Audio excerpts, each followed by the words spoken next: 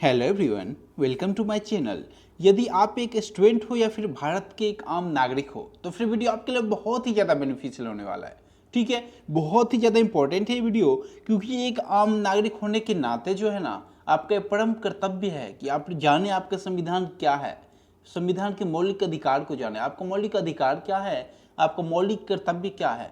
ठीक है, राष्ट्रपति के पद को जाने, उपराष्ट्रपति के पद को जाने, ठीक है, संसद को जाने या फिर सांसद को जाना है। ये सारा जो भी सारे फैक्ट है ना, ये जानना ही जानना है आपको।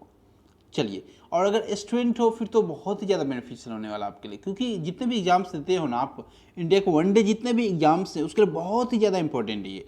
हम लक्ष्मीकांत का निचोड़ में लेके आया हूँ आपका। ठीक है, और ये जो वीडियो है आपका अप टू यूपीएससी लेवल का होने वाला है।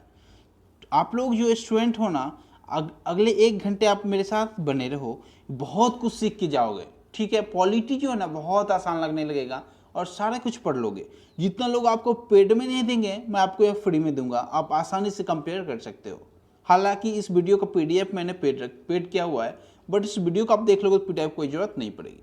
एग्जाम से पहले आप एक बार क्या करना, एग्जाम से 1 दिन पहले इस वीडियो को अच्छे से देख के जाया करना। ठीक है, तो फिर आप आसानी से क्वेश्चन सारे कर जाओगे। कोई भी सभी पेपर आप देखिए आओ, सारे क्वेश्चन आपके यहाँ से मैच करने वाले हैं। ठीक है, चलिए, एग्जाम में आपके सवाल जो होंगे यहीं से होंगे। संपूर्ण पॉलिटी को मैं एक वीडियो में कवर कराने वाला हूँ। इसके लिए आप रेलवे एनटीपीसी का एग्जाम दे रहे हो या फिर SSC CDS, Delhi police, UP police, BPSC, Bihar ऐसे कोई सा भी पेपर दे रहे हो, सभी पेपर्स के लिए इंपॉर्टेंट है ये। डिस्क्रिप्टिव का पेपर दे रहे हो उसके लिए भी इंपॉर्टेंट है। उसमें जो भी आप पॉलिटी के फैक्ट को ऐड करना चाहो ना, ऐड कर सकते हो। उसमें जो हिंदी का लैंग्वेज जो है ना, बहुत खूबसूरत लैंग्वेज है। ठीक है, चलिए, यदि आपको कंप्लीट नोट चाहिए तो आप हमारे साथ टेलीग्राम पे जुड़ सकते हो। डिस्क्रिप्शन में लिंक डाल दूंगा अपने टेलीग्राम ग्रुप का और चैनल का, दोनों का। ठीक है, यदि आप वैसे सर्च कर सकते हो टेलीग्राम पे @KDG के क्विज और KDG के पीडीएफ। चलिए शुरू करते हैं। ठीक है, जिन लोगों ने अब तक चैनल को सब्सक्राइब नहीं किया वो लोग चैनल को सब्सक्राइब जरूर कर ले, क्योंकि ये जो हमारा चैनल है ना आपको और सफलता से सफलता तक का सफ़र जो है बहुत सुगमता से तय करवाता है। ठीक है, एसएससी के स्टूडेंट हो या फिर रेलवे, बैंक, यूपीएससी, बीपीएससी, किसी के भी स्टूडेंट रहे हो आप, ये जो हमारा चैनल है बहुत ज़्यादा इंपॉर्टेंट होता है आपके लिए। मैं बहुत खूबसूरत वीडियो लेके आता हूँ। जो लोग आपको पेड में ना कराएं वो मैं फ्री में करा रहा हूँ यहाँ पे। आप कंपेयर आसानी से कर सकते हो। ठीक है, चलिए, आप क्या है किसी इंस्टीट्यूट में जाओ, ठीक है, ऑफलाइन पढ़ने जाओ तो वहाँ आपसे क्या है, वो टीचर आपसे ये सवाल जरूर करेंगे पॉलिटी स्टार्ट करने से पहले कि संविधान से आप क्या समझते हो, बताओ संविधान का डेफिनेशन। यदि आप वहाँ एक प्रॉपर आंसर नहीं दे पाए ना तो फिर आपको शर्मिंदगी महसूस होगी। ठीक है, तो उसके लिए क्या है, ये जो मैं डेफिनेशन तैयार किया उसको एक अच्छे से आप समझ के दे दोगे ना, फिर टीचर आपसे क्रॉस क्वेश्चन कभी नहीं करेंगे। वो समझ जाएंगे आपके अंदर कितना नॉलेज है, क्या है, नहीं है। ओके, चलिए, देखिए संविधान क्या है। तो संविधान का तात्पर्य उस लेखा पत्र या दस्तावेज से है जिसे एक विशिष्ट वैधानिक गरिमा प्राप्त है, जो सरकार की रूपरेखा व प्रमुख कार्यकलापों का निर्धारण करता है। ठीक है, बस इतना कह देना, वो लोग आपसे क्रॉस क्वेश्चन कभी नहीं करेंगे। ठीक है, इसको समझ के एक बार अच्छे से आप माइंड में उतार लो ना, माइंड से जुआ तक उतार लोगे इस डिफिनेशन को, फिर तो आपसे क्रॉस क्वेश्चन कभी कोई करना ही नहीं करना है। चलिए, नेक्स्ट है आपका संविधान निर्माण की पृष्ठभूमि। संविधान कैसे बना उसके बारे में हम लोग जानेंगे। देखो, संविधान के लिए क्या है, सबसे पहले ये इंपॉर्टेंट फैक्ट है, आप याद रखो, जितने भी फैक्ट है ना इंपॉर्टेंट है पॉइंट के साथ। चलिए, 1935 में कांग्रेस ने सबसे पहले भारतीय संविधान का प्रारूप तैयार करने के लिए संविधान सभा की मांग की। कब? पहले 1935 में कांग्रेस ने किया। सेकेंड है आपका 1940 के अगस्त प्रस्ताव में ब्रिटिश सरकार ने पहली बार संविधान सभा की मांग को स्वीकार किया। संविधान सभा की मांग को स्वीकार कब किया गया? 1940 के अगस्त प्रस्ताव में आपसे पूछता है। या फिर संविधान सभा का मांग कब किया गया? सबसे पहले 1935 में। किसने किया? कांग्रेस ने। बस इतना याद रखना आप लोग। नेक्स्ट है आपका 1946 को कैबिनेट मिशन योजना के तहत नवंबर 1946 में संविधान सभा का गठन हुआ। संविधान सभा का गठन कब हो गया? तो 1946 में। किस मिशन के तहत? हो कैबिनेट मिशन योजना के तहत। क्वेश्चन पूछे जाते हैं एग्जाम में आपके। नेक्स्ट है आपका प्रांतीय सभाओं के द्वारा प्रत्येक 10 लाख जनसंख्या में से एक सदस्य के अनुपात में संविधान सभा का सदस्य निर्वाचित हुआ। ठीक है, संविधान सभा का सदस्य जो निर्वाचित हुआ कितना? 10 लाख जनसंख्या में से एक के रेशियो में। चलिए नेक्स्ट है आपका संविधान सभा में कुल जब संविधान बना था आपका उस टाइम कुल 389 सदस्य थे, जिसमें 296 सदस्यों का निर्वाचन प्रांतीय सभाओं द्वारा तथा शेष सदस्यों का देशी रियासतों के द्वारा हुआ था। क्वेश्चन आपसे पूछा जाता है, आप उसे एसएससी का पेपर दो, रेलवे का दो, तो ये क्वेश्चन इतना डीप नहीं जाएगा आपसे, बट यदि बीपीएससी में चले जाओ या फिर यूपीएससी में चले जाओ तो क्वेश्चन आपसे पूछे जाते हैं, या फिर यूपीपीएससी में चले जाओ तो आपसे ये क्वेश्चन पूछे जाएंगे। 389 को किस रेशियो में डिवाइड किया गया था, उसमें प्रांतीय सदस्यों का निर्वाचन कितने में हुआ था, या फिर देशी का कितने में हुआ, देशी रियासत के द्वारा कितने को हुआ था। ठीक है, ये सारा कुछ करना है आपको। 389 है 296 माइनस कर तो आपका आंसर आ जाएगा। ठीक है, नेक्स्ट पॉइंट है आपका 3 जून 1947 को माउंट बेटन योजना के तहत अंतर्गत क्या है, देश के विभाजन तथा प्रस्तावित पाकिस्तान के लिए अलग संविधान सभा की घोषणा हुई। अलग संविधान सभा की घोषणा कब हुई, 3 जून 1947। किस योजना के तहत, माउंट बेटन योजना के तहत। नेक्स्ट है आपका मुस्लिम लीग ने संविधान सभा की पहली बैठक का बहिष्कार किया। ओके, ये फैक्ट जो आप माइंड में बस एक बार पढ़ते जाओ, एग्जाम में आपके देखोगे सवाल यहीं से होंगे। संविधान सभा के सदस्यों की संख्या को घटाकर 299 कर दिया गया। देखो संविधान सभा इसकी पहली बैठक कब हुई थी, यह क्वेश्चन बहुत बार पूछा जा चुका है, तो 9 दिसंबर 1946 को। ठीक है, इसके अंतरिम अध्यक्ष कौन थे, डॉक्टर सच्चिदानंद सिन्हा। दोनों क्वेश्चन बनते हैं आपके, ये दोनों क्वेश्चन आपके एग्जाम में बार बार रिपीट हो रहे हैं। ओके, नेक्स्ट है आपका 11 दिसंबर 1946 को डॉक्टर राजेंद्र प्रसाद संविधान सभा के अध्यक्ष निर्वाचित हुए थे। परमानेंट उनको अध्यक्ष बनाया गया कब, 11 दिसंबर 1946 को। श्री BN राव को संविधान सभा का विधि सलाहकार नियुक्त किया गया। लीगल एडवाइजर जो है ना, BN राव को नियुक्त किया गया। क्वेश्चन बार बार पूछा जाता है, विधि सलाहकार। ठीक है, BN राव को। नेक्स्ट है आपका 29 अगस्त 1947 को प्रारूप समिति ड्राफ्टिंग कमेटी, इसका अध्यक्ष के बारे में पूछता है आपसे, डॉक्टर भीमराव अंबेडकर जी थे। ठीक है, और उसका गठन कब हुआ प्रारूप समिति का, तो 29 अगस्त 1947 को। नेक्स्ट है आपका, इसलिए क्या है, इन्हें यदा कदा भारतीय संविधान का जनक भी कहा जाता है। किन्हें, तो डॉक्टर भीमराव अंबेडकर जी को।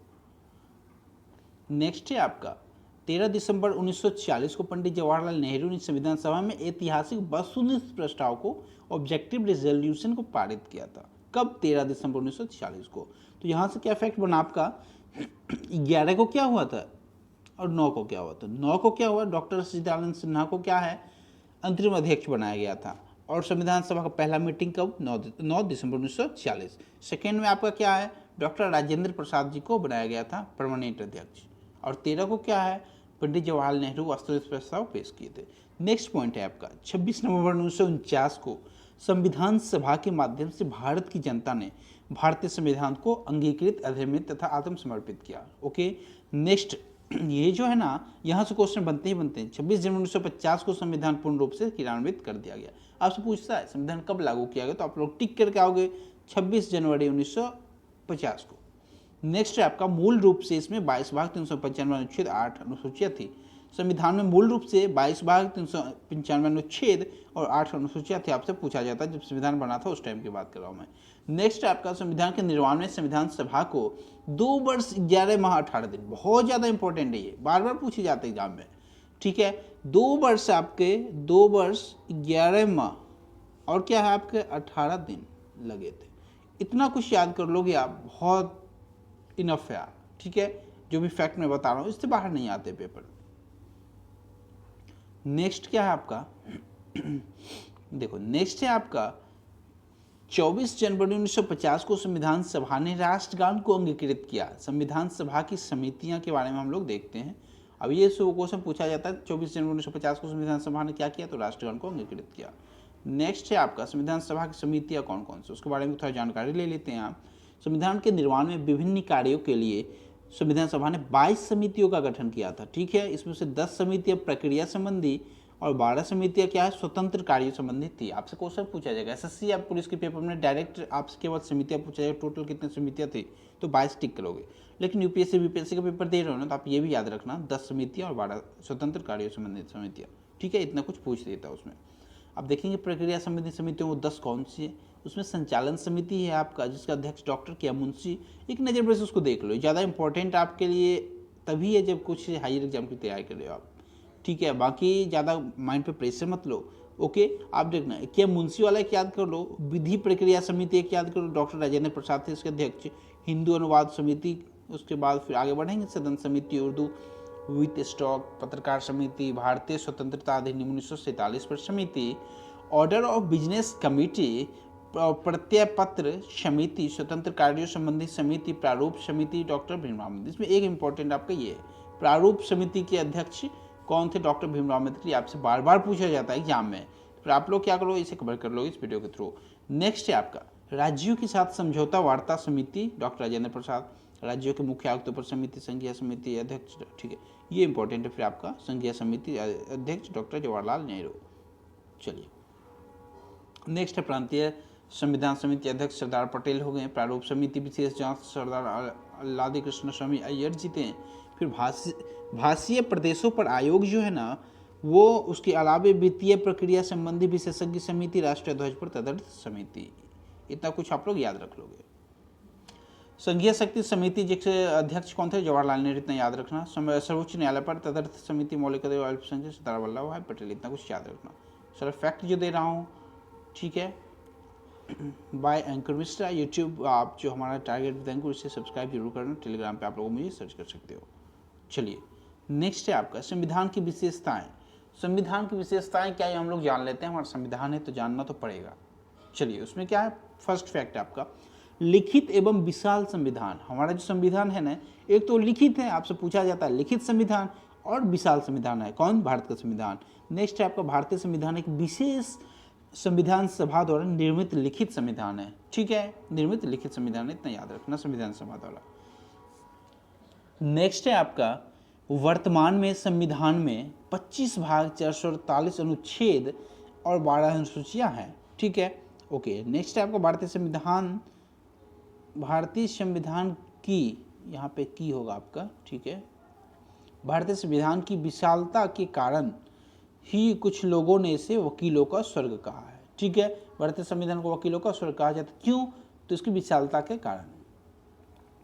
नेक्स्ट लोकतंत्रात्मक गणराज्य। इसकी एक खूबसूरती ये भी है, आप लोग यहाँ क्या देखोगे, लोकतंत्रात्मक शब्द का अर्थ क्या है?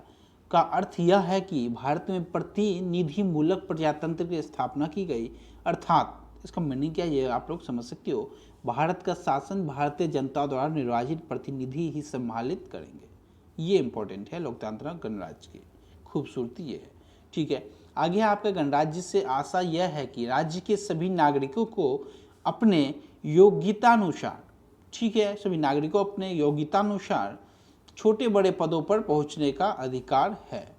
ठीक है, साथ ही भारतीय राज्य का प्रधान राष्ट्रपति एवं निर्वाचित व्यक्ति होगा, ब्रिटेन की तरह अनुवांशिक व्यक्ति नहीं।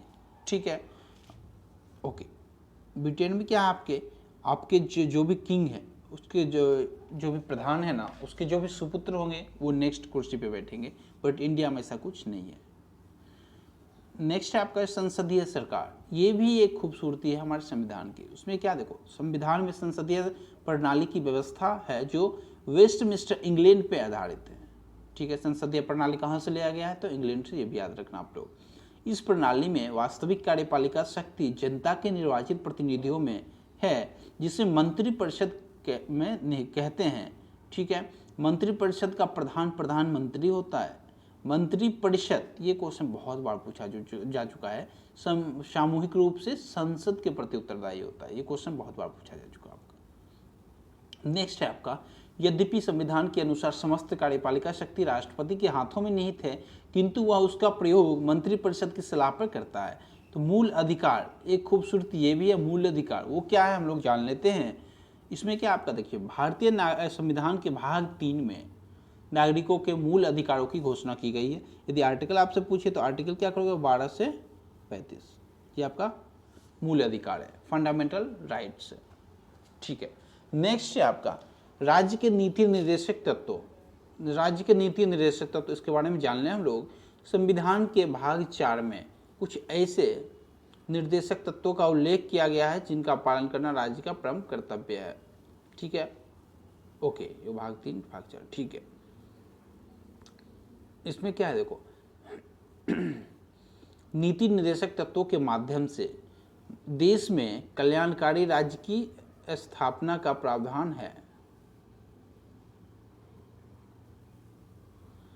इसकी प्रेरणा मुख्यतः आयरलैंड के संविधान से मिली है, ग्लेनविन, ये बहुत इंपॉर्टेंट है आपका यहाँ पे जो है ना, मुख्यतः कहाँ से लिया गया, तो राज्य के निर्देशक तत्व तो आयरलैंड से, ये इंपॉर्टेंट है आपको, यहाँ से क्वेश्चन बनते हैं। ठीक है, ग्लेनविल आइंस्टीन ने निर्देशक तत्व के सिद्धांत को राज्य की आत्मा कहा है। ठीक है, नेक्स्ट एक खूबसूरती ये है आपका स्वतंत्र न्यायपालिका का, बट अभी के टाइम में थोड़ा मुश्किल है इस पे भरोसा करना, बट फिर भी हम लोग देखते हैं भारतीय संविधान में क्या है, ये स्वतंत्र जो वर्ड है ना, अभी के टाइम पे थोड़ा सा इस पर डाउट किया जा रहा है। तो हम लोग क्या है, देखो इसे देख लेते हैं हम लोग। भारतीय संविधान में न्यायपालिका को कार्यपालिका से अलग और स्वतंत्र रखा गया है। ये बहुत इंपॉर्टेंट फैक्ट है आपका, इसे आप लोग ध्यान रखो। न्यायपालिका और कार्यपालिका को आपस में बिल्कुल अलग है, वो दोनों आपस स्वतंत्र है एक दूसरे से। ठीक है, ओके। कठोर एवं लचीला संविधान भी है हमारा, उसके बारे में कुछ जान लेते हैं। भारतीय संविधान एक साथ ही कठोर तथा लचीला दोनों है। भारत का प्रत्येक नागरिक केवल भारत का नागरिक है, ना कि किसी प्रांत का जिसमें वह रहता है। ठीक है, नेक्स्ट है आपका वयस्क मताधिकार। वयस्क मताधिकार, इसमें क्या, भारत में संसदीय प्रणाली की व्यवस्था है जिसमें देश का प्रशासन जनता के निर्वाचित प्रतिनिधियों द्वारा किया जाता है। भारत में संसदीय प्रणाली की व्यवस्था है जिसमें देश का प्रशासन जो है ना, जनता के निर्वाचित प्रतिनिधि ही करेंगे। ठीक है, अतः संविधान प्रत्येक वयस्क नागरिक को मताधिकार का अधिकार प्रदान करता है। संविधान के प्रवर्तन के समय, जब संविधान बना था उस वक्त क्या था, मतदान करने का जो अधिकार केवल उन्हीं को था जो 21 वर्ष के हो गए।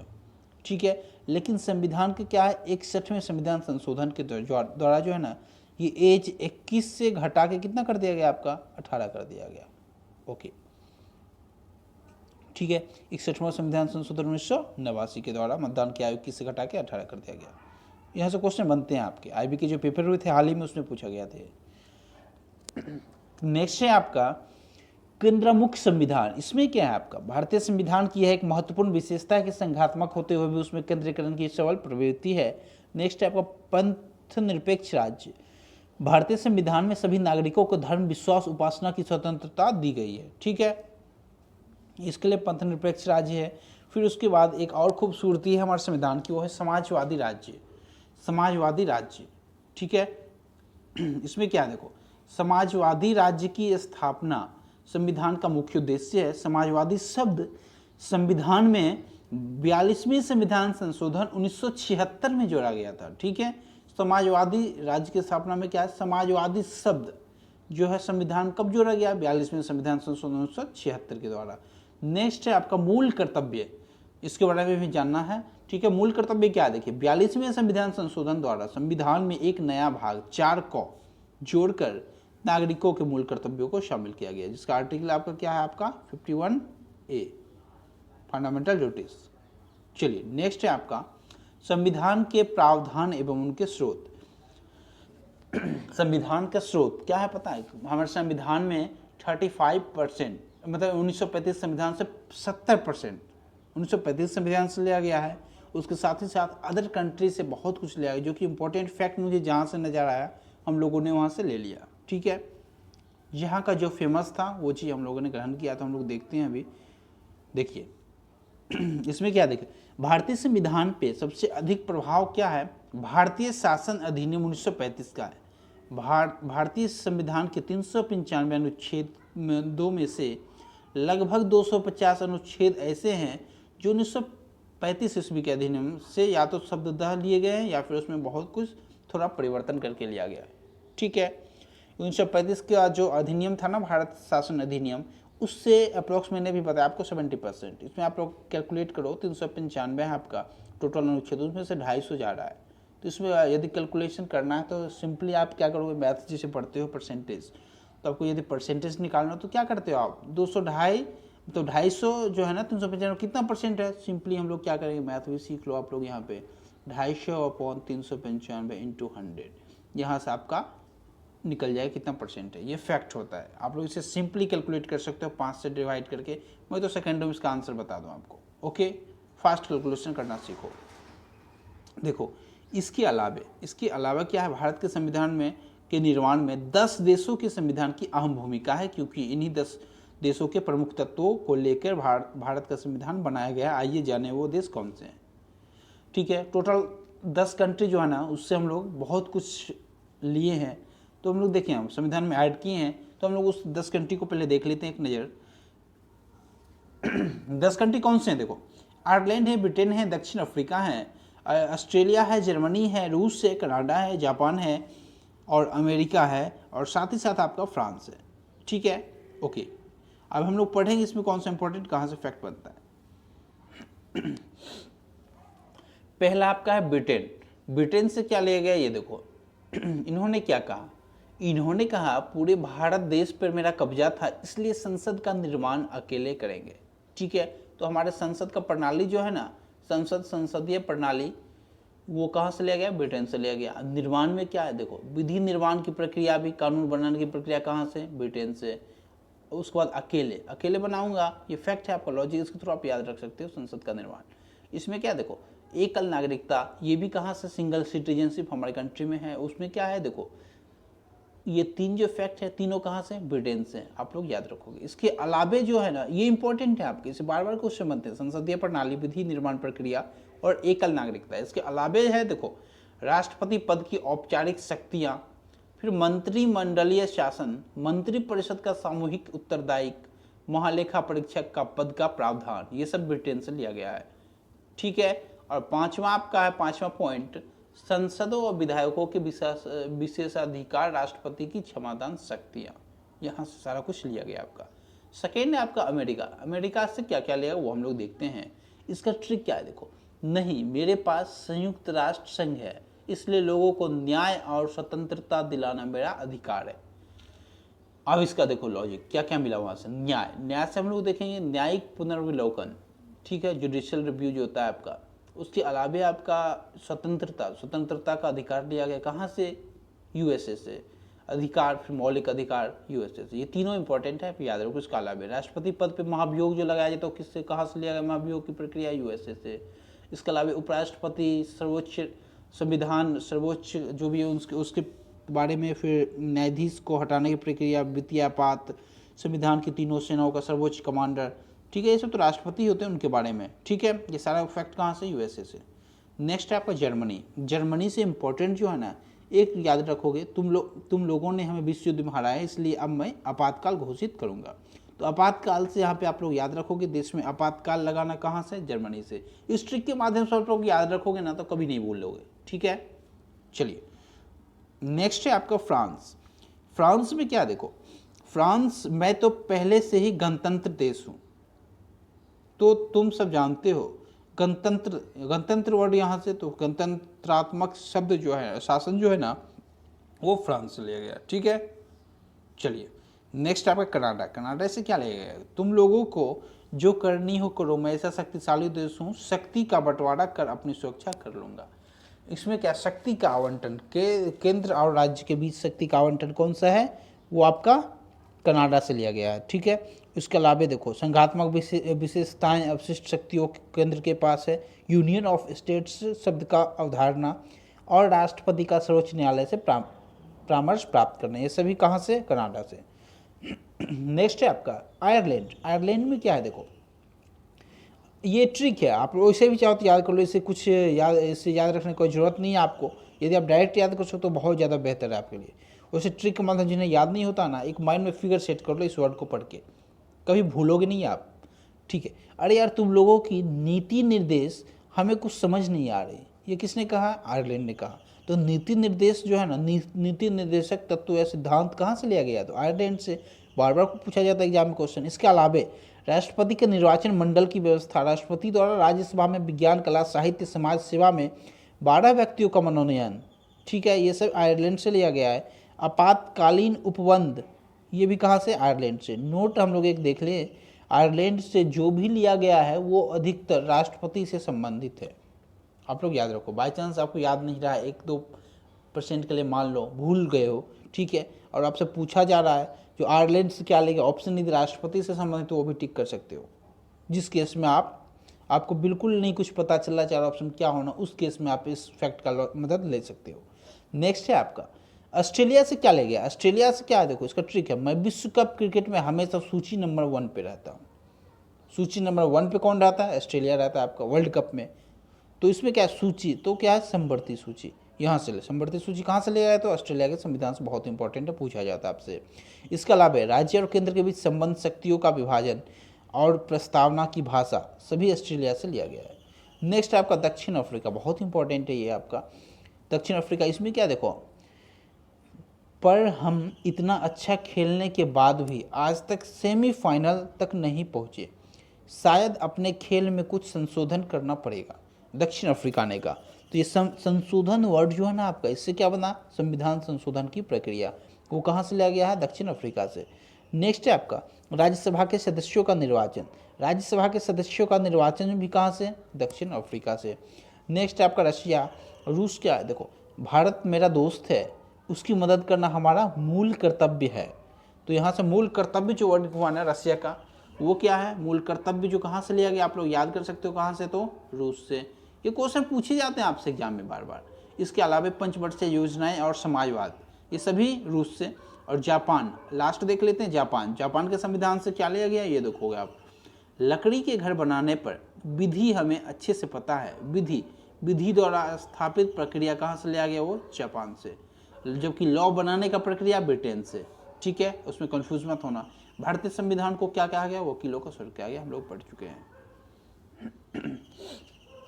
नेक्स्ट है आपका राष्ट्रीय प्रतीक, हम लोग एक नज़र देख लेते हैं राष्ट्रीय प्रतीक, इससे क्वेश्चन बनते हैं आपके एग्जाम में। राष्ट्रीय प्रतीक, राष्ट्रीय ध्वज, पहले नंबर पर देखेंगे राष्ट्रीय ध्वज में क्या, देखो नेशनल फ्लैग, इसे 22 जुलाई 1947 को संविधान सभा द्वारा अंगीकृत किया, बहुत इंपॉर्टेंट डेट है, आप लोग याद रखो, 22 जुलाई 1947 को। नेक्स्ट है इसकी लंबाई और चौड़ाई का अनुपात 3:2 होता है, बहुत इंपॉर्टेंट है, क्वेश्चन यहाँ से भी बनते हैं। ध्वज के बीच में 24 तिलियां वाला नीला चक्र होता है। फिर नेक्स्ट है आपका राष्ट्रगान, नेशनल एंथम, उसमें क्या देखो रविंद्रनाथ ठाकुर द्वारा ये बांग्ला में रचित हुआ था, ठीक है, बांग्ला में रचित और संगीतबद्ध जनगण मन के हिंदी संस्करण को संविधान सभा द्वारा भारत के राष्ट्रगान के रूप में 24 जनवरी 1950 को अपनाया गया, ये इंपॉर्टेंट है, आप लोग याद रखना, ठीक है। जनगण मन सर्वप्रथम जनगण मन जो कब गाया गया, तो दिसंबर 1911 में भारतीय राष्ट्रीय कांग्रेस के कलकत्ता अधिवेशन में गाया गया, क्वेश्चन यहाँ से भी बनता है, ठीक है, दिसंबर 1911 में कलकत्ता अधिवेशन में भारतीय राष्ट्रीय कांग्रेस के द्वारा गाया गया था जनगण मन सर्वप्रथम। राष्ट्रगान की अवधि जो है ना लगभग 52 सेकेंड की होती है, आप लोग ये याद रखना। नेक्स्ट राज्य चिन्ह देखो नेशनल एम्बलम, इसमें क्या है, राज्य चिन्ह क्या है हमारा, इसे सारनाथ के अशोक स्तंभ से लिया गया है। मूल स्तंभ में शीर्ष पर 4 सिंह हैं, इसके नीचे घंटे के आकार के पदम के ऊपर एक चित्रावली में एक हाथी, चौकड़ी भरता हुआ एक घोड़ा, एक सांड तथा एक सिंह की उभरी हुई मूर्तियाँ हैं। आपसे क्वेश्चन पूछा जाता है, आपका बीपीएससी का जो पेपर हुआ था 65 वाला जिस पर हुआ है पेपर, उसमें क्या है देखो 65वें वाले में पूछा गया था क्वेश्चन, ठीक है, और यूपीएससी में भी कई बार पूछा जा चुका है। जो मतलब हमारा जो राष्ट्रीय चिन्ह है ना, उसमें कौन सा जानवर इनमें से नहीं है, कौन सा जीव नहीं है, तो उसमें क्या देखो सांड ऑप्शन में रहेगा, सिंह रहेगा, घोड़ा नहीं रहेगा, तो आप लोग क्या करोगे, घोड़ा भी रहना, ये सारे ऑप्शन उसमें हैं, तो सांड रहेगा, सिंह रहेगा, हाथी रहेगा, घोड़ा रहेगा। इसके अलावा यदि उसमें हिरन दे दे, गाय दे दे, तो उसको आप लोग क्रॉस कर दोगे, वो आपका इसमें नेशनल राष्ट्रीय चिन्ह में नहीं शामिल नहीं है, गाय नहीं है, बकरी नहीं है, इस टाइप के जानवर जीव जो है शामिल नहीं है, ठीक है। बाकी सांड, सिंह ये सब आपके हैं। इसके अलावा राष्ट्रीय गीत देख लेते हैं, नेशनल सॉन्ग। राष्ट्रीय गीत वंदे मातरम की रचना बंकिम चंद्र चटर्जी ने संस्कृत में की थी, जनगण मन बांग्ला में किया रविन्द्रनाथ टैगोर ने, और इसको क्या कौन सा किया राष्ट्रगीत को किसने किया, तो बंकिम चंद्र चटर्जी ने संस्कृत में किया, ठीक है, जिसे उनकी कृति आनंद मठ से लिया गया है। इसे 1896 ईस्वी में भारतीय राष्ट्रीय कांग्रेस के वार्षिक अधिवेशन पहला राजनीतिक अवसर था जब यह गीत गाया गया था, ठीक है। नेक्स्ट है आपका राष्ट्रीय पंचांग, नेशनल कैलेंडर। हमारा राष्ट्रीय पंचांग शक संवत पर आधारित है, जिसे 22 मार्च 1957 को सरकारी उद्देश्यों के लिए अपनाया गया था, ठीक है। नेक्स्ट आपका राष्ट्रीय पशु जो है आपका ओजस्वी बाघ, पैंथेरा टिग्रिस, ये आपका वैज्ञानिक नाम पूछता है तो आप इसे टिक करोगे, हमारा राष्ट्रीय पशु है। राष्ट्रीय पक्षी में देखेंगे नेशनल बर्ड जो हमारा है वो भारतीय मयूर, वो आपका भारतीय मयूर है नेशनल बर्ड। ठीक है। पावोक्रिस्टेटस इसका वैज्ञानिक नाम है, ये भी आपसे पूछ लिया जाता है, जैसे मनुष्य क्या होमोसेपियंस, इस तरह से आप लोग याद रखोगे हमारा। ठीक है। भारतीय वन्य प्राणी सुरक्षा अधिनियम 1972 के अंतर्गत पूर्ण संरक्षण इससे प्राप्त है, किसे? मोर को। ओके, चलिए। राष्ट्रीय पुष्प, नेशनल फ्लावर हम लोग देखते हैं कमल। हमारा राष्ट्रीय पुष्प जो कौन है सर? कमल है, निलंबो न्यूकीपेरा। ठीक है, ये आपका वैज्ञानिक नाम है इसका, भारत का राष्ट्रीय पुष्प है। नेक्स्ट आपका राष्ट्रीय जलचर, नेशनल एक्वेटिक एनिमल, जो आपका कौन सा? वो तो गंगा रिवर डॉल्फिन आपका राष्ट्रीय जलचर है। ठीक है। नेक्स्ट है आपका प्रस्तावना। प्रस्तावना को एक बार हम लोग देख लेते हैं, प्रस्तावना से एक प्रश्न बनते हैं। ठीक है, चलिए, प्रस्तावना को जानना भी चाहिए। इसमें है भारतीय संविधान की प्रस्तावना का दार्शनिक आधार पंडित जवाहरलाल नेहरू द्वारा प्रस्तुत किया गया था। संविधान की प्रस्तावना में मात्र एक बार, अब तक जो संशोधन हुआ ना, केवल एक बार, कब? 42वें संविधान संशोधन 1976 के द्वारा किया गया, जिसमें कि 3 शब्द आपके जोड़े गए थे। 3 शब्द कौन से हैं? समाजवादी, पंथ निरपेक्ष और अखंडता शब्द जोड़े गए थे। ठीक है। संशोधित प्रस्तावना इस प्रकार है, आप लोग संविधान को एक बार पढ़ लोगे। इससे बस एक क्वेश्चन पर एक बार पूछा गया था यूपीएससी के पेपर में, भारतीय संविधान में जो है ना प्रस्तावना में, भारत के संविधान के प्रस्तावना में भारत शब्द जो है, भारत शब्द को कितने बार यूज किया गया है? तो आप लोग क्या याद रखोगे? भारत शब्द को इतना संविधान याद रखना, मतलब ये प्रस्तावना को याद रख पाओ, इतना आसान तो आपके लिए नहीं होगा। तो आप लोग क्या करोगे? ये क्वेश्चन कवर करो, केवल 2 बार इसका आंसर होगा भारत। भारत वर्ड का यूज जो हुआ ना भारतीय प्रस्तावना में, संविधान का प्रस्तावना केवल 2 बार हुआ है। कब कब? ये स्टार्टिंग में आप लोग यहाँ से पढ़ो, हम भारत के, यहाँ एक बार हो रहा है, भारत के लोग, भारत को एक, बस केवल 2 बार। इसके आगे कहीं भी आपको भारत वर्ड नहीं मिलेगा। ये क्वेश्चन पूछा जा चुका है यूपीएससी के पेपर में, आप लोग याद रखोगे। ठीक है, ये सारे हमारे प्रियम्बल है। नेक्स्ट है आपका संविधान सभा में आज तारीख 26 नवंबर 1949 ईस्वी मिति मार्ग शीर्ष शुक्ल सप्तमी संवत 2006 विक्रमी को एतद द्वारा इस संविधान को अंगीकृत, अधिनियमित तथा आत्मसमर्पित किया गया। ठीक है, ओके। संविधान की प्रस्तावना को संविधान की आत्मा भी कहा जाता है, ये इंपॉर्टेंट है, ये आप लोग याद रखोगे। नेक्स्ट आपके यूनियन ऑफ इंडिया बना मदन गोपाल 1957 के निर्णय के अनुसार प्रस्तावना को न्यायालय में परिवर्तित नहीं किया जा सकता है। ठीक है, प्रस्तावना को संविधान की कुंजी भी कहा जाता है, ये याद रखना। संविधान की कुंजी किसे कहा जाता है? तो प्रस्तावना को, प्रेमबल को याद रखना। प्रस्तावना के अनुसार संविधान के अधीन समस्त शक्तियों का केंद्र बिंदु जो है कौन है? भारत के लोग ही हैं। ये क्वेश्चन पूछा जाता है। अनुसूची हम लोग एक नज़र देख लेते हैं। अनुसूची में क्या देखो, अनुसूची पहला क्या कहता है? भारत 28 राज्यों और 8 केंद्र शासित प्रदेशों का राज्य है। पहले 29 राज्य थे, जम्मू एंड कश्मीर को क्या किया गया? केंद्र शासित प्रदेश बनाया गया। तो अब हमारे पास जो राज्य है हमारे भारत में, वो केवल 28 राज्य है। ठीक है, तो अनुसूची 1 क्या कहता है? ये क्वेश्चन पूछा जाता है बार बार, आप याद रखना। अनुसूची 1। अनुसूची 2 में क्या है? राष्ट्रपति, उपराष्ट्रपति, लोकसभा अध्यक्ष विवरण। पहले क्या करेंगे ये लोग? वेतन ले लेंगे। ठीक है, वेतन और भत्ता, इसके बारे में चर्चा किया गया है। कब में? अनुसूची 2 में इसका उल्लेख है। ठीक है, इसमें कौन है? उच्च न्यायालय के न्यायाधीश और राज्यपाल भी शामिल हैं, याद रखना। फिर अनुसूची 3 क्या है? मंत्रियों, सांसदों, विधायकों आदि द्वारा ली जाने वाली शपथ का प्रारूप है, अनुसूची 3।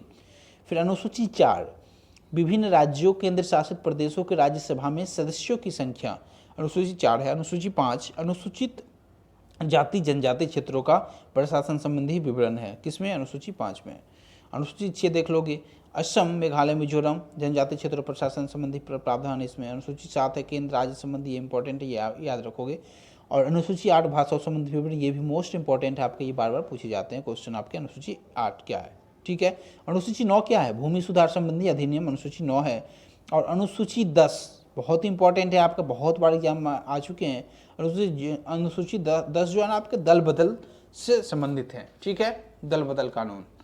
अनुसूची 11 जो है पंचायत से संबंधित है। अनुसूची 12 नगर पालिका से संबंधित है, आप लोग ये याद रखोगे। ठीक है, चलिए संघ और उसका राज्य क्षेत्र हम लोग देख लेते हैं, जिसमें क्या है तो पता है, भाग 1 में अनुच्छेद कितना है? 1 से 4 तक। भाग 1 जो है ना उसमें अनुच्छेद 1 से 4 तक को कवर किया गया है।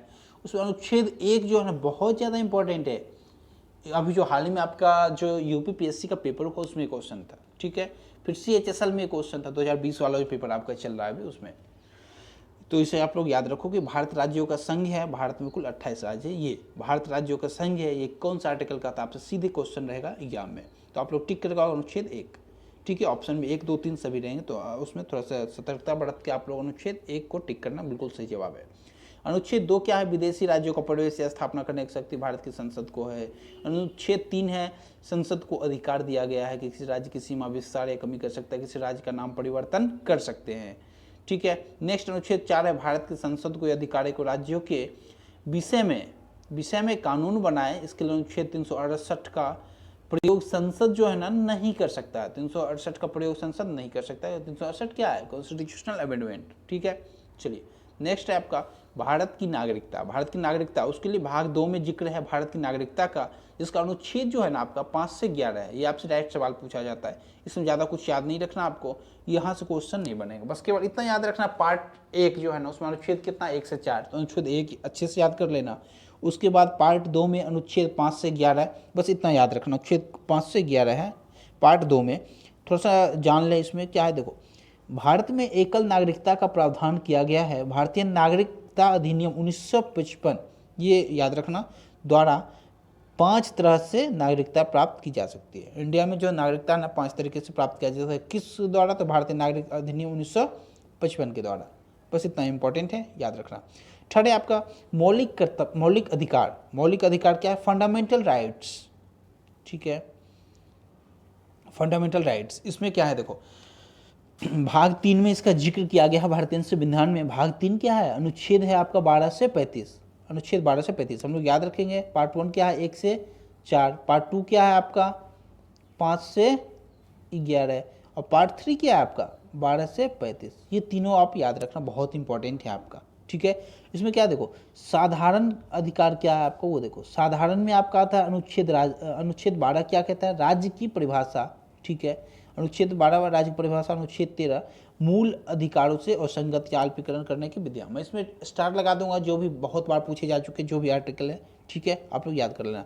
फिर समानता का अधिकार, आपसे पूछता है समानता का अधिकार का जिक्र का आर्टिकल बताए, तो आप लोग क्या कर 14 से 18 कर दोगे। तो इसमें क्या देखो, समानता का अधिकारी आपसे, उसमें क्या है, अनुच्छेद 14 है, जिसमें क्या है, विधि के समक्ष समता का अधिकार है, अनुच्छेद 14, ये इंपॉर्टेंट है आपका। अनुच्छेद 15 धर्म, मूल, जाति, लिंग के आधार पर क्या है, विभेद का प्रतिषेध है। और अनुच्छेद 16, ये आपसे बार बार एग्जाम में पूछा जा रहा है, अनुच्छेद 16 लोक नियोजन के विषय में अवसर। और अनुच्छेद 17 जो है ना मोस्ट इंपॉर्टेंट है, कोई सा भी पेपर तो आपका ये क्वेश्चन आना ही आना है। तो अनुच्छेद 17 अस्पृश्यता का अंत, अनटचेबिलिटी, ठीक है। अनुच्छेद 18 क्या है, उपाधियों का अंत, ठीक है, उपाधियों का, तो अनुच्छेद 18 है। फिर नेक्स्ट है आपका स्वतंत्रता का अधिकार। स्वतंत्रता का अधिकार में क्या है, देखो अनुच्छेद 19 से आता है। अनुच्छेद 19 में क्या है, बोलने की स्वतंत्रता का अधिकार। 19A आपका प्रेस की स्वतंत्रता का प्रावधान 19A में है।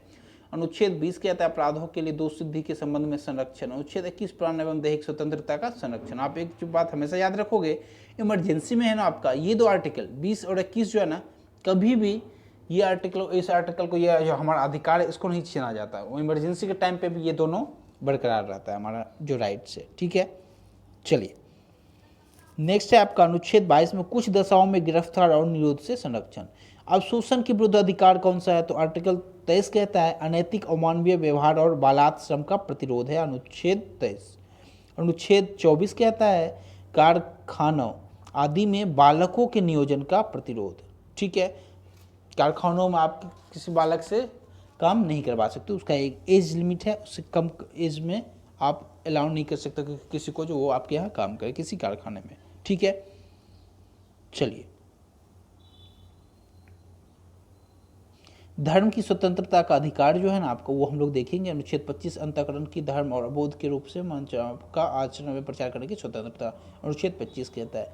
26 धार्मिक कार्यों के प्रबंध की स्वतंत्रता। 27 किसी विशिष्ट धर्म की अभिवृद्धि के लिए करों के समुदाय के बारे में स्वतंत्रता। जो इसमें ज़्यादा सबसे ज़्यादा इंपॉर्टेंट उसमें स्टार लगाता जाऊँगा, वो लोग आप दोबारा जरूर देखना, रिपीट करके उसको जरूर देखना ना उस आर्टिकल को। अनुच्छेद 28 क्या है, देखो कुछ शिक्षण संस्थानों में धार्मिक शिक्षा उपासना में उपस्थिति के बारे में स्वतंत्रता है, अनुच्छेद 28। थोड़ा इंपॉर्टेंट है, थोड़ा याद कर लेना, ठीक है।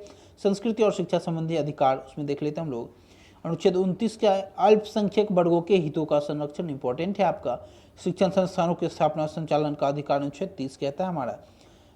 ये इंपॉर्टेंट ज़्यादा नहीं क्या है। नेक्स्ट है आपका संवैधानिक उपचारों का अधिकार। इसमें क्या देखो, अनुच्छेद 32 जो है ना आपका बहुत ज़्यादा इंपॉर्टेंट है, तो आप लोग इसे अच्छे से कर लोगे। इस भाग द्वारा प्रदत्त अधिकारों को प्रवर्तित करने के लिए उपचार, अनुच्छेद 32। इसको क्या है पता है, इसके लिए आगे मैं आपको बता रहा हूँ अभी वीडियो में, देखना अनुच्छेद 32 कैसे इंपॉर्टेंट है।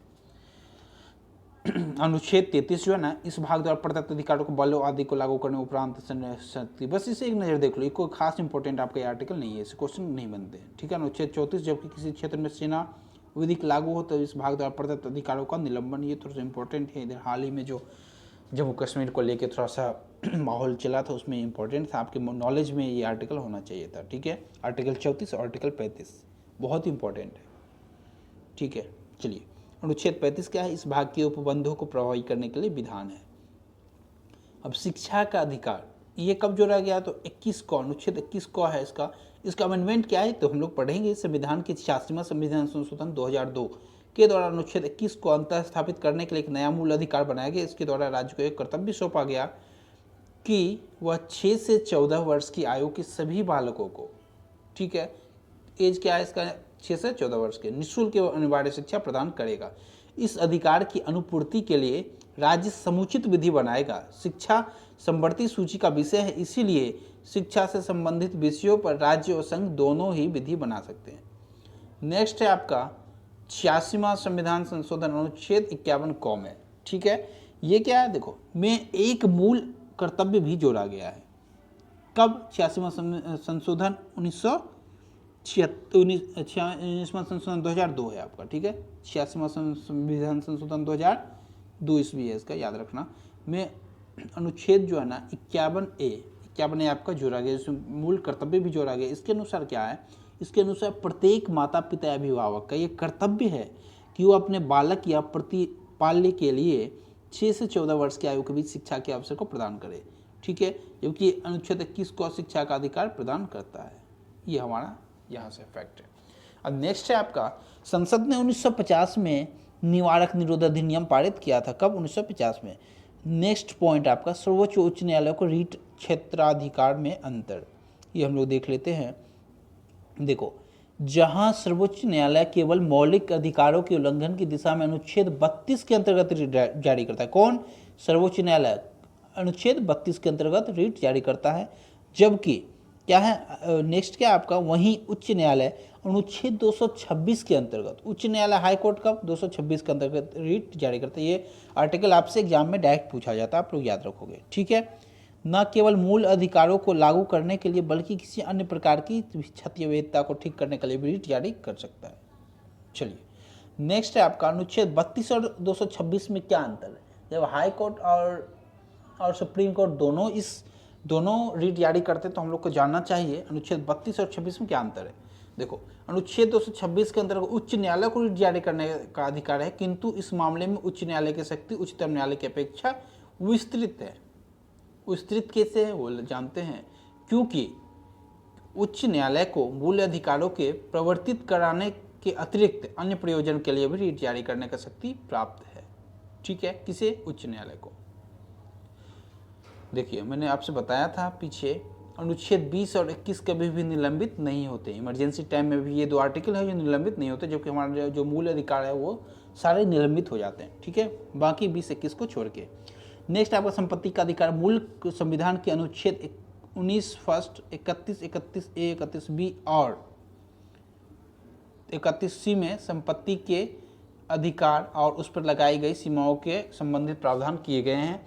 किंतु 44वें संविधान संशोधन 1978, बहुत इंपॉर्टेंट है ये, ठीक है। मैंने आपको एक वीडियो कवर कराया संविधान संशोधन, उसमें बताया था 42 अमेंडमेंट और 44 अमेंडमेंट जो है ना, बहुत ज़्यादा इंपॉर्टेंट है। इसे क्वेश्चन बार बार बनते हैं एग्जाम में, तो इसे अच्छे से आप लोग डिटेल में पढ़ लोगे, ठीक है। वो वीडियो यदि आप लोगों ने उस वीडियो को नहीं देखा है तो डिस्क्रिप्शन में उस वीडियो का लिंक मैं डाल दूंगा, आप लोग वहाँ जाके देख सकते हो हमारे वीडियो को, ठीक है। ओके, चलिए, क्या है, संपत्ति के अधिकार को संविधान के भाग 12 में एक नया अनुच्छेद 300A में जोड़ा गया, ठीक है। ये आपसे क्वेश्चन पूछता है संपत्ति के अधिकार को, और ये क्या पता है, पहले मूल अधिकार सटा कर इसे क्या किया गया है, इसे विधिक अधिकार बनाएगा, ठीक है, ये कानूनी अधिकार है अब। ओके, चलिए ये आपका ये पॉइंट रहा। अनुच्छेद 301 के अनुसार कानून के आदेश के बिना किसी को उसकी संपत्ति से वंचित नहीं किया जा सकता है। नेक्स्ट है आपका संविधानिक उपचारों का अधिकार। इसमें क्या है, अनुच्छेद 32 के तहत मौलिक अधिकारों के क्रियान्वयन हेतु याचिका जिसे कहते हैं, ठीक है, सर्वोच्च न्यायालय को विविध प्रकार के रीट जारी करने का अधिकार है। पहला क्या देखो, रीट जो है ना जारी करने की संकल्पना कहाँ से लिया गया, तो ब्रिटिश संविधान से लिया गया, ये आप लोग याद रखोगे। नेक्स्ट है आपका, डॉक्टर भीमराव अंबेडकर ने इस अनुच्छेद को मौलिक अधिकारों का आधार तत्व तथा संविधान का हृदय व आत्मा कहा है। संविधान का हृदय व आत्मा किसे कहा गया है, किस अनुच्छेद को, अनुच्छेद 32। आप लोगों को मैंने पहले भी बताया था, अनुच्छेद 32 को इंपॉर्टेंट रखना, आगे मैं बताऊंगा आपका वहाँ कहाँ यूज है। संविधान का हृदय व आत्मा किसने कहा, तो भीमराव अंबेडकर ने कहा है, ठीक है, ओके। अब नेक्स्ट है आपका रीटों के प्रकार। 5 प्रकार के रीट होते हैं, इससे क्वेश्चन बनते हैं आपके, ठीक है, एग्जाम में इससे क्वेश्चन बनते हैं। हाल ही में आपका एएलपी का मेंस का जो पेपर हुआ था उसमें क्या था, जिनका जो पेपर है आपका रेलवे एएलपी का, उसमें क्वेश्चन पूछा गया था रीट कितने कितने प्रकार के होते हैं। सिंपल, उसमें केवल सिंपल था कितने प्रकार, उसमें 5 आपको टिक करके आना था, यही क्वेश्चन यहाँ से बने थे। 5 प्रकार के रीट होते हैं, ठीक है, तो डायरेक्ट क्वेश्चन जो है ना बन जाएंगे। ये जो पॉइंट मैं लिख रहा हूँ ना, एक एक पॉइंट इंपॉर्टेंट है, आप किसी को भी स्किप मत किया करो, इससे क्वेश्चन डायरेक्ट सवाल आपके एग्जाम में होंगे। पहला क्या देखो, बंदी प्रत्यक्षीकरण। इसके लिए क्या है, इसका शब्दार्थिक अर्थ है शरीर धारण करना, अर्थात न्यायालय के सामने प्रस्तुत किया जाना। सेकेंड है आपका परमादेश। परमादेश में क्या, परमादेश का लेख उस समय जारी किया जाता है जब कोई पदाधिकारी अपने सार्वजनिक कर्तव्य का निर्वाह नहीं करता है। इस प्रकार के आज्ञा पत्र के आधार पर पदाधिकारियों को उसके कर्तव्य का पालन करने का आदेश दिया जाता है। नेक्स्ट है आपका प्रतिषेध लेख। प्रतिषेध क्या है, यह आज्ञा पत्र सर्वोच्च न्यायालय तथा उच्च न्यायालयों द्वारा निम्न न्यायालयों तथा अधर्थ न्यायालयों या अधिकारियों को जारी करने हेतु आदेश दिया जाता है। इस मामले में अपने यहाँ कार्रवाई ना करे क्योंकि ये मामला है उनके अधिकार क्षेत्र से बाहर है, ठीक है। और नेक्स्ट है आपका उत्प्रेषण।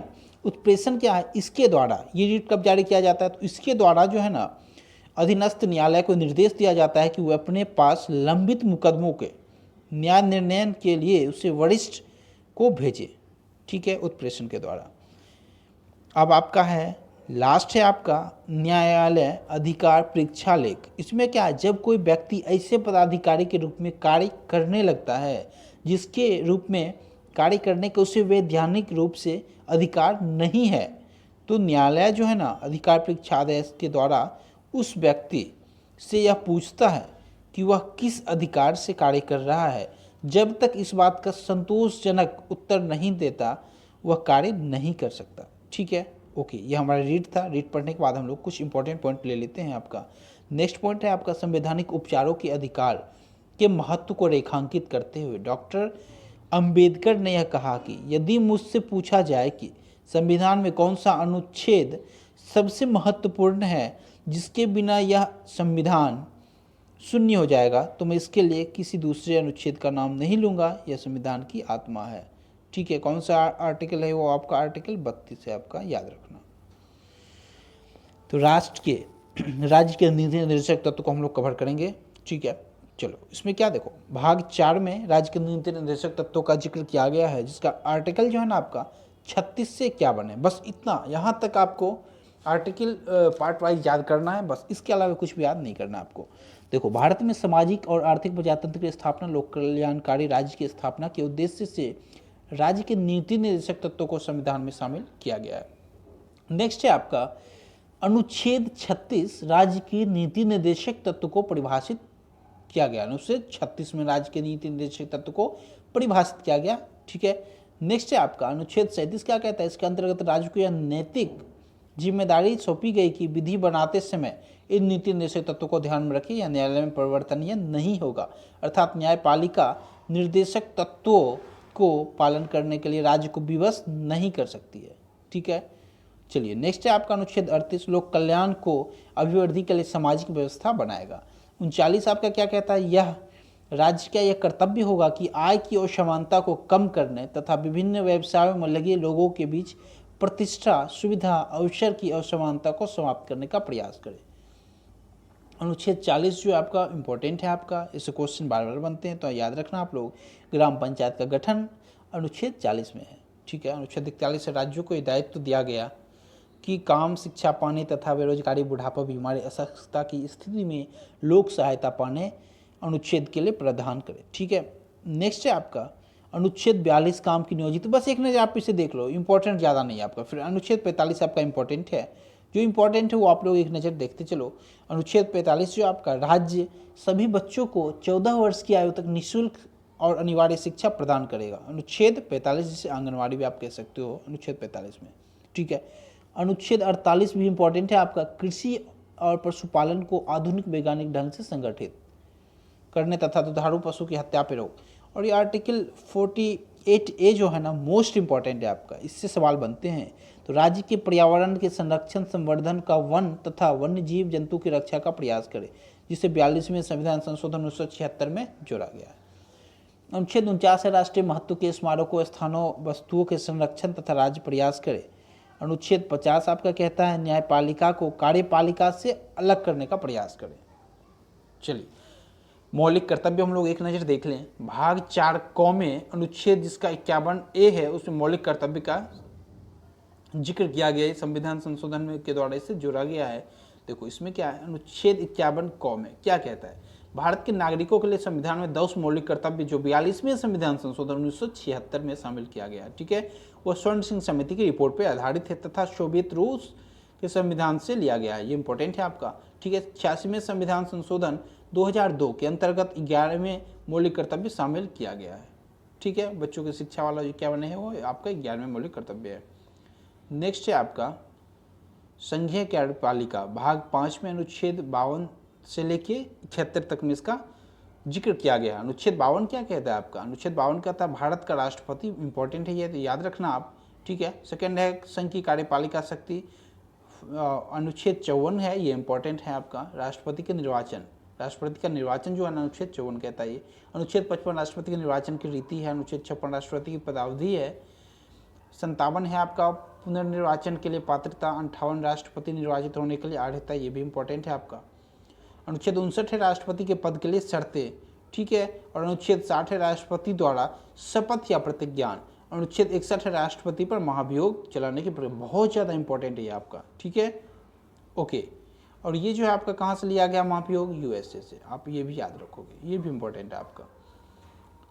नेक्स्ट है आपका अनुच्छेद 62, इसमें क्या, राष्ट्रपति के पद में रिक्तियों को भरने के लिए निर्वाचन करने का समय, आकस्मिक रीति को भरने के लिए निर्वाचित व्यक्ति को पदावधि अनुच्छेद, ठीक है। अनुच्छेद 63 क्या, भारत का उपराष्ट्रपति, भारत का उपराष्ट्रपति कौन सा आर्टिकल कहता है, ये अनुच्छेद 63।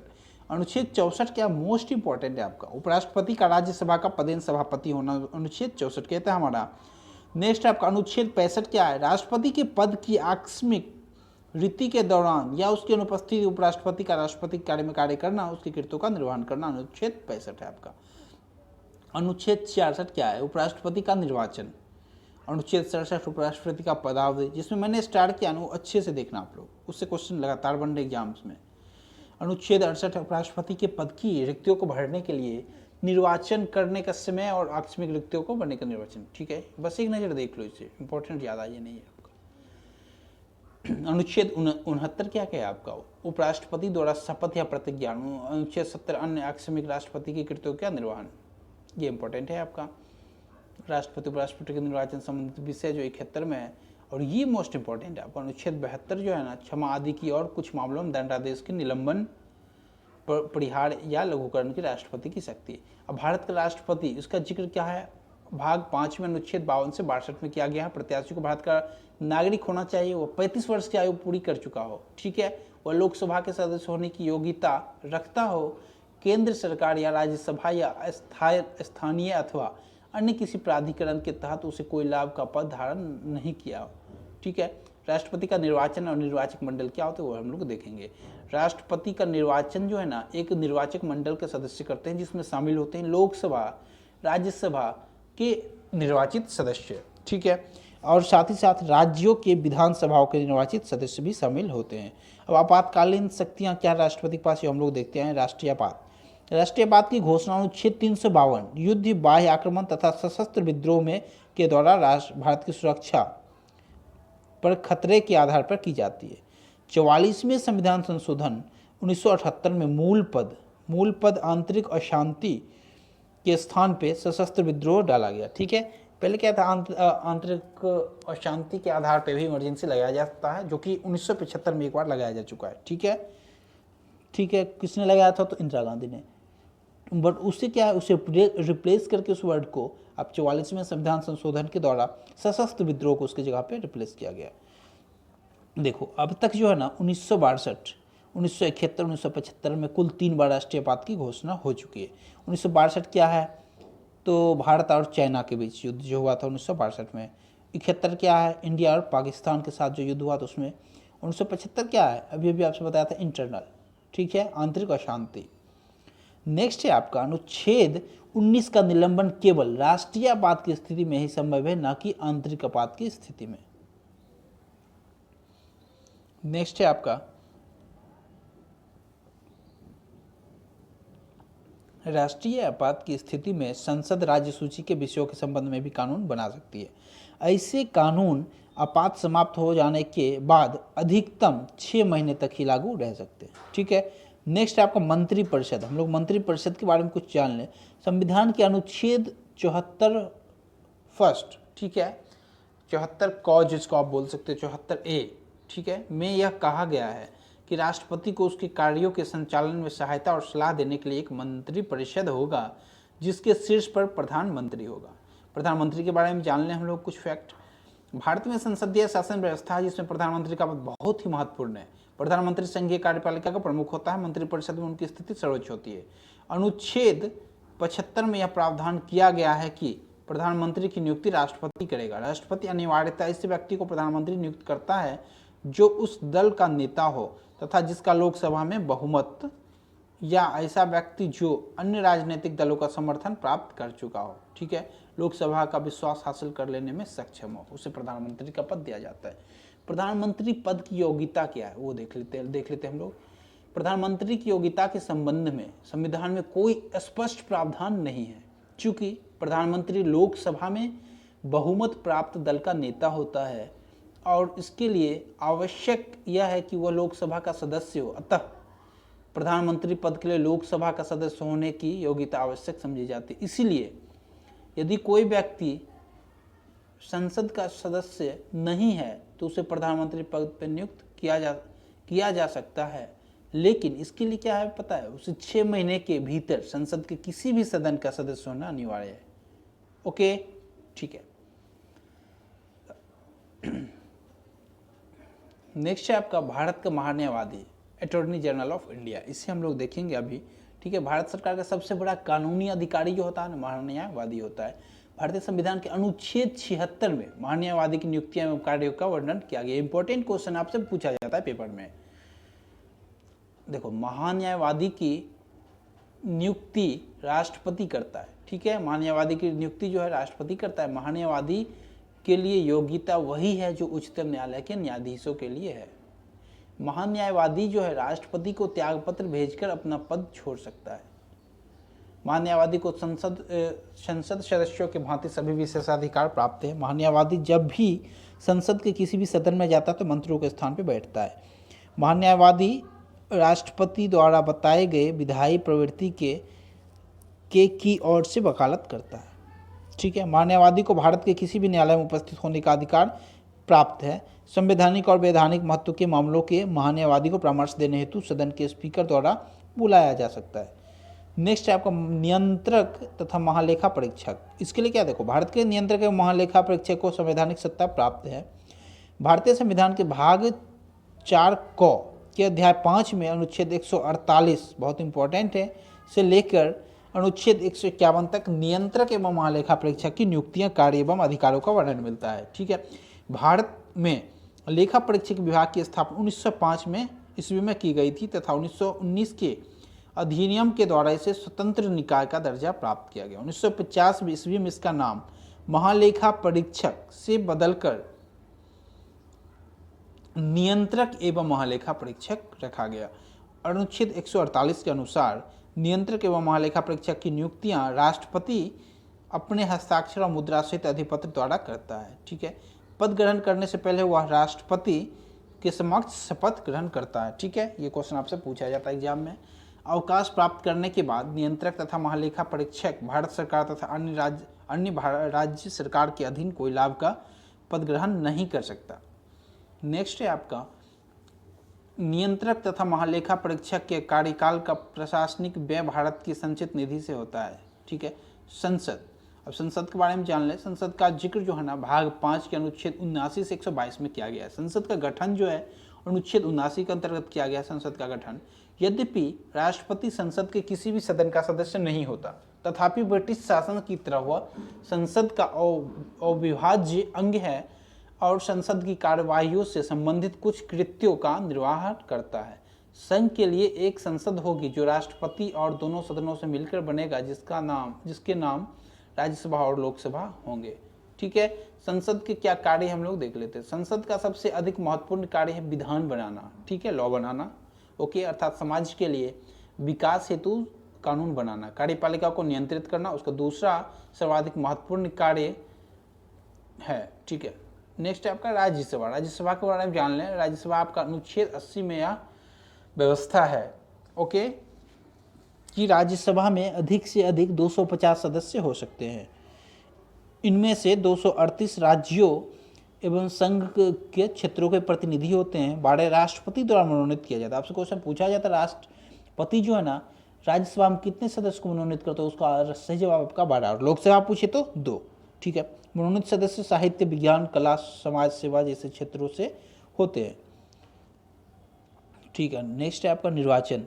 राज्यसभा के सदस्यों का चुनाव कैसे होता है तो हम लोग देख लेते हैं। और प्रत्यक्ष रूप से होता है। राज्यों के प्रतिनिधि का चुनाव राज्यों की विधानसभा के सदस्यों द्वारा अनुपातिक प्रतिनिधित्व पद्धति के अनुसार एकल संक्रमण या मत पद्धति के द्वारा किया जाता है। इसी मत पद्धति के द्वारा क्या है, राष्ट्रपति का चुनाव होता है, उपराष्ट्रपति का भी चुनाव होता है। तथा संघ राज्य क्षेत्रों के प्रतिनिधियों द्वारा चुनाव संसद द्वारा निर्धारित कानून के अंतर्गत किया जाता है। उल्लेखनीय है कि राज्यसभा में केवल 2 संघ राज्य क्षेत्रों पुडुचेरी राष्ट्रीय राजधानी क्षेत्र दिल्ली के लिए स्थानों का आवंटन किया गया है। नेक्स्ट है आपका राज्यसभा में सीटों का आवंटन जो है ना राज्यों की जनसंख्या के आधार पर किया जाता है। अब अवधि क्या है राज्यसभा का वो हम लोग देख लेते हैं। राज्यसभा एक स्थायी सदन है जिसका कभी विघटन नहीं होता है। इसके सदस्य 6 वर्ष के लिए चुने जाते हैं, किंतु इसके 1/3 1/3 ठीक है 1/3 सदस्य जो है ना प्रत्येक 2 वर्ष की समाप्ति पे पद मुक्त हो जाते हैं। अतः प्रत्येक 30 वर्ष राज्यसभा का चुनाव होता है। नेक्स्ट है आपका लोकसभा। लोकसभा के बारे में जान लेते हैं। लोकसभा के गठन के संबंध में संविधान के 2 अनुच्छेद 81 और 331 में प्रावधान किया गया। ठीक है, संविधान में लोकसभा की अधिकतम सदस्य संख्या 552 है।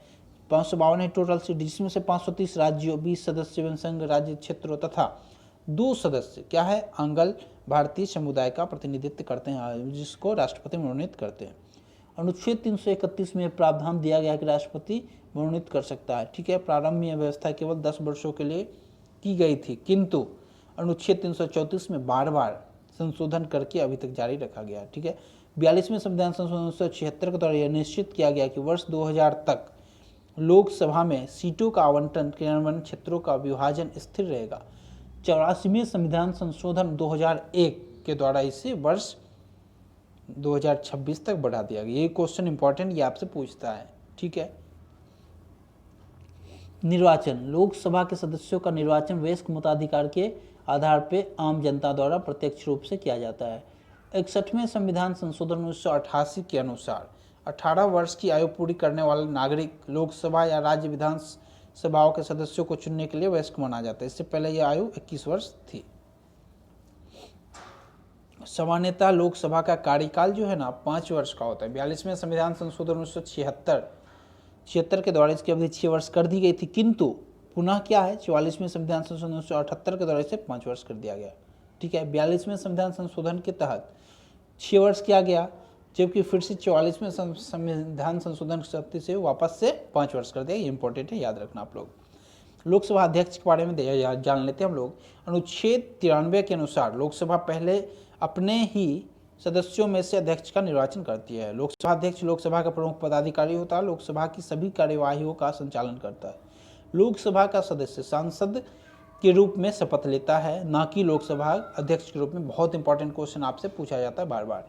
संसद के वर्ष में 3 सत्र होते हैं। कौन कौन से सत्र हम लोग देख लेते हैं। आपका एक बजट सत्र है जो कि फरवरी से मई के बीच होगा आपका। सेकेंड आपका वर्षाकालीन सत्र जुलाई से सितंबर के बीच। और थर्ड आपका शीतकालीन सत्र नवंबर से दिसंबर तक। ये आप लोग याद रखना। नेक्स्ट है आपका संसद का संयुक्त अधिवेशन। उसका आर्टिकल क्या है 108। आप लोग इतना याद रखना। कौन बुला सकता है तो राष्ट्रपति बुला सकता है, ये भी याद रखना।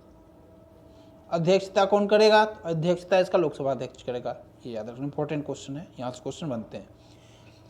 संविधान संशोधन, इसका क्या है अनुच्छेद 368 में संविधान के संशोधन की शक्ति, संसद की शक्ति उसकी प्रक्रिया से संबंध रखता है। अनुच्छेद 368 ये याद रखना।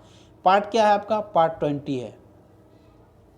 आप ये याद रखना पार्ट 20 एकमात्र ऐसा पार्ट है जिसमें केवल सिंगल एक आर्टिकल है आपको। कौन सा है 368। ये इंपॉर्टेंट क्वेश्चन है, पूछा जाता है। यह विधेयक संसद के किसी भी सदन लोकसभा या राज्यसभा में लाया जा सकता है। इसके लिए राष्ट्रपति की अनुशंसा की भी कोई आवश्यकता नहीं होती है। ऐसे विधेयक को प्रत्येक सदन द्वारा पृथक रूप से अनुच्छेद 368 के अंतर्गत आवश्यक विशेष बहुमत से पारित किया जाना अनिवार्य है। किंतु बहुमत का तात्पर्य है सदन में उपस्थिति व मतदान करने वाले सदस्यों का 2/3 बहुमत से। आप लोग इसे याद रखोगे। इस बहुमत को सदन के पूर्ण बहुमत से अधिक होना चाहिए। 44वें संविधान संशोधन अधिनियम के द्वारा राष्ट्रपति के लिए संविधान का संशोधन करने वाले विधेयकों पर मंजूरी देना अनिवार्य है। चलिए नेक्स्ट देखते हैं लोकसभा की विशेष शक्तियां क्या है। कुछ ऐसी शक्तियां हैं जो संवैधानिक तौर पर लोकसभा को प्राप्त है, ना कि राज्यसभा को। वो क्या है हम लोग देखते हैं। वो ये शक्तियां हैं धन विधेयक तथा वित्त विधेयक। ये केवल कहाँ प्रस्तुत किया जाएगा, आपका लोकसभा में पहले प्रस्तुत किया जाता है। ठीक है, इसमें राज्यसभा की अनिवार्यता जरूरी नहीं होता है। ठीक है, चलिए फिर क्या आपका धन विधेयक। धन विधेयक के संदर्भ में राज्यसभा को मात्र अनुशंसाएं देने का अधिकार है, परंतु लोकसभा उन्हें स्वीकार कर सकती है और नहीं भी। साथ ही साथ उच्च सदन राज्यसभा द्वारा धन विधेयक की 14 दिनों की अवधि के भीतर पारित करना अनिवार्य है, अन्यथा विधेयक को सदन के द्वारा पारित किया जाना स्वतः मान लिया जाता है। इस प्रकार धन विधेयक के पारित किए जाने के संबंध में लोकसभा का व्यापक विधायी क्षेत्राधिकारी है। ठीक है, मंत्रिपरिषद केवल लोकसभा के प्रति उत्तरदायी होता है। ये क्वेश्चन बहुत इंपॉर्टेंट है, याद रखना। इस कारण से विश्वास या अविश्वास प्रस्ताव को इसी सदन में बुलाया जाता है। चलिए नेक्स्ट आपका बहुमत के प्रकार। विशिष्ट विधेयकों तथा प्रस्तावों को पारित करने के लिए संसद में कुल विशेष प्रकार के बहुमत का प्रयोग होता है। पहला क्या है, साधारण बहुमत, सिंपल मेजोरिटी। इसे क्या है, इसे काम चलाओ बहुमत भी कहते हैं। यह सदन में उपस्थिति तथा सदन में मतदान करने वाले सदस्यों के 50% से अधिक सदस्यों का बहुमत होता है। पूर्ण बहुमत क्या है, एब्सोल्यूट मेजोरिटी क्या है, यह सदन की कुल सदस्य संख्या के 50% से अधिक सदस्यों का बहुमत होता है जिन्होंने मतदान नहीं किया है। ठीक है, उदाहरण के लिए मैं आपको बता दूं, राज्यसभा जिसकी कुल सदस्य संख्या 245 है, के संबंध में 123 या उससे अधिक की संख्या पूर्ण बहुमत होगी। चलिए वास्तविक बहुमत क्या है वो देखते हैं। इफेक्टिव मेजोरिटी क्या है आपका, यह सदन की वास्तविक सदस्य संख्या जिसमें रिक्त स्थानों को सम्मिलित नहीं किया जाता है कि 50% से अधिक सदस्यों का बहुमत है। दूसरे शब्दों में सदन की कुल सदस्य संख्या में से रिक्त स्थानों की संख्या को घटा के वास्तविक की जाती है। ठीक है, आप लोग से याद कर लोगे। एक ये भी पॉइंट है आपका, यदि विधेयक दोनों सदनों द्वारा पारित कर दिया जाता है तो उसे राष्ट्रपति की मंजूरी के लिए भेजा जाता है। ये आपका इंपॉर्टेंट फैक्ट है, आप लोग याद रखना। नेक्स्ट है आपका संसद में प्रश्न क्या है। देखो संसद में जो प्रश्न आपके तारांकित प्रश्न होंगे और तारांकित प्रश्न हो गए, अल्प सूचना प्रश्न होते हैं। 3 तरह के प्रश्न संसद में पेश किए जाते हैं। नेक्स्ट आपका राज्यसभा। राज्यसभा के बारे में जानने सामान्यतः प्रत्येक राज्य के लिए एक अलग राज्यपाल होगा। ठीक है, राज्यपाल के बारे में हम लोग जान लेते हैं। सामान्यतः प्रत्येक राज्य के लिए ठीक है एक अलग राज्यपाल होगा, किंतु 7वें संविधान संशोधन अधिनियम 1956 के द्वारा एक ही व्यक्ति 2 या अधिक राज्यों के लिए राज्यपाल अथवा केंद्र शासित प्रदेश के लिए उपराज्यपाल लेफ्टिनेंट गवर्नर के रूप में कार्य कर सकता है। ठीक है, नियुक्त किया जा सकता है। ये सुविधा प्रदान किया गया है कब, 7वें संविधान संशोधन के द्वारा। राज्यपाल राज्य की कार्यपालिका का प्रमुख होता है, किंतु राष्ट्रपति की तरह वह नाममात्र प्रमुख है, ना कि वास्तविक। राज्यपाल की स्वविवेक या शक्ति क्या है वो देख लेते हैं। राज्यपाल राष्ट्रपति के ही समान है, ठीक है। कार्यपालिका विधायिका समय लगभग सारे कुछ सेम होते हैं इन दोनों के, ठीक है। राज्य में राष्ट्रपति शासन लगाए जाने की अनुशंसा करना, जिससे उसका केंद्र में होता है राष्ट्रपति, उस राज्य में होता है आपका गवर्नर का, ठीक है, राज्यपाल का। मुख्यमंत्री की नियुक्ति में जब राज्य विधायक के दरकोष्ठ बहुमत विजय से नियुक्त करता है, ये आपका इंपॉर्टेंट फैक्ट है, याद रखोगे।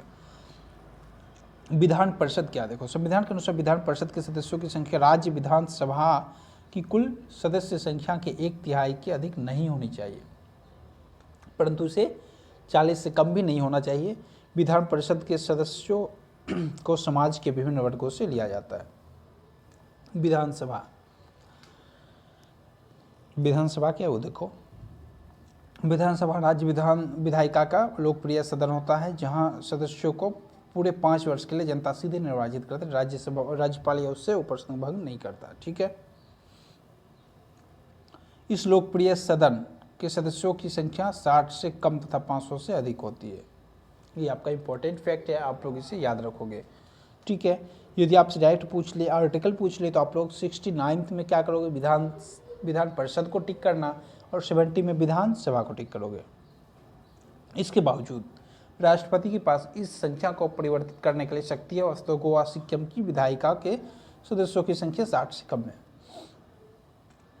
नेक्स्ट पोस्ट है आपका, एक बहुत इंपॉर्टेंट पद है आपका, वो क्या है, महाधिवक्ता का पद, जिसका आर्टिकल क्या है आपका 165। जैसे हम लोग अटॉर्नी जनरल का पढ़े थे ना, आर्टिकल 76 जो कि केंद्र में कार्य करता है, ठीक उसी तरह महाधिवक्ता जो है ना आपको वो राज्य में कार्य करता है, ठीक है। वो केंद्र सरकार के लिए है, तो ये राज्य सरकार के लिए काम करेगा। महाधिवक्ता राज्य का प्रथम विधि अधिकारी होता है।